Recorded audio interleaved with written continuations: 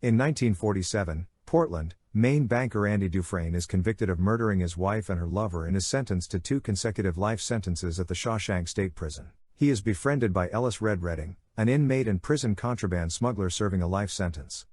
Red procures a rock hammer and a large poster of Rita Hayworth for Andy. Assigned to work in the prison laundry, Andy is frequently sexually assaulted by the sisters and their leader, Boggs.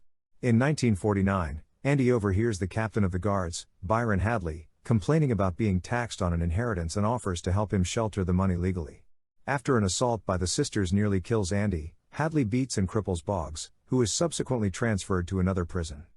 Andy is not attacked again. Warden Samuel Norton meets Andy and reassigns him to the prison library to assist elderly inmate Brooks Hatlin, a front to allow Andy to manage financial matters for other prison staff, guards from other prisons, and the warden himself. Andy begins writing weekly letters to the state legislature requesting funds to improve the prison's decaying library.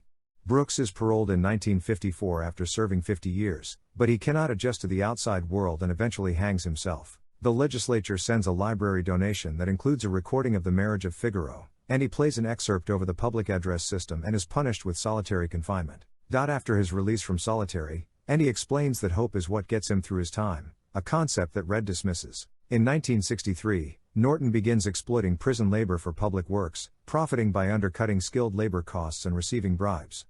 Andy launders the money using the alias Randall Stevens. Tommy Williams is incarcerated for burglary in 1965. Andy and Red befriend him, and Andy helps him pass his General Educational Development (GED) exam. A year later, Tommy reveals to Red and Andy that his cellmate at another prison had claimed responsibility for the murders for which Andy was convicted.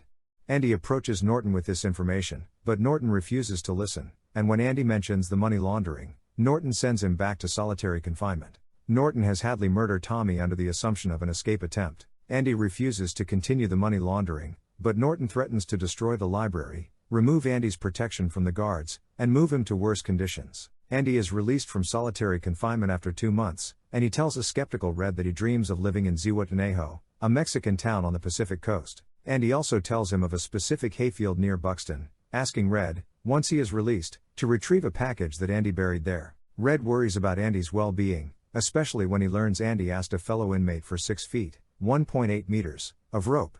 At the next day's roll call, the guards find Andy's cell empty. An irate Norton throws a rock at a poster of Raquel Welch hanging on the cell wall, revealing a tunnel that Andy dug with his rock hammer over the past 19 years. The previous night, Andy used the rope to escape through the tunnel and prison sewage pipe, taking Norton's suit, shoes, and ledger, containing proof of the money laundering.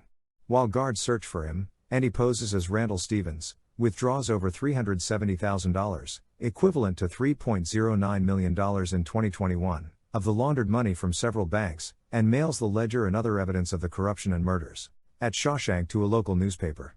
State police arrive at Shawshank and take Hadley into custody, while Norton commits suicide to avoid arrest. The following year, Red is finally paroled after serving 40 years.